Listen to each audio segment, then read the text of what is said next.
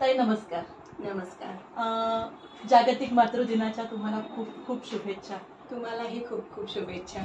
या दिनानिमित्तच खरं तर एक वेगळी आई, त्या वेगळ्या आईचा परिचय करून घेण्यासाठी आम्ही इथे आलेलो आहोत. सगळ्यात आधी तुमचा परिचय करून द्या. नमस्कार, माझं नाव दीपा चंद्रकांत गांगुर्डे. योगीधाम कल्याण इथे मी राहते. मी राईट्स ऑफ वुमन या संस्थेची संस्थापिका आणि अध्यक्ष, तसंच मानव अधिकारासाठी मी राष्ट्रीय उपाध्यक्ष म्हणून काम बघते.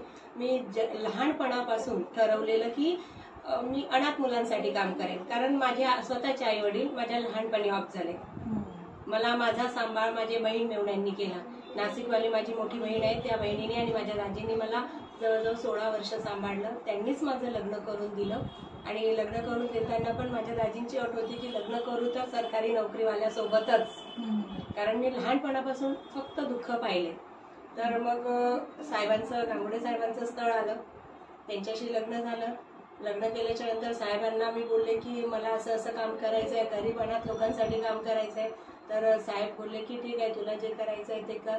मग मी आधी विदाऊट संस्था रजिस्टर्ड काम करत गेली. सुरुवात केली. 2006 पासून मी या फील्डमध्ये उतरले. 2006 पासून मी सतत गरीब अनाथ बेसहारा लोकांसाठी काम करत आले. मग एक प्रिन्सिपल आहेत भंडारे सर म्हणून, त्यांनी मला सांगितलं मॅडम एक संस्था रजिस्टर्ड करा आणि त्या मार्फत तुम्ही काम करा, तर तुम्हाला 4 पैसे डोनेशन येईल, लोकांची मदत होईल, लोकांपर्यंत तुमचं काम जाईल, असं सरांनी मार्गदर्शन केलं. मग त्यानंतर मी राईट्स ऑफ वुमन या संस्थेचा उदय केला.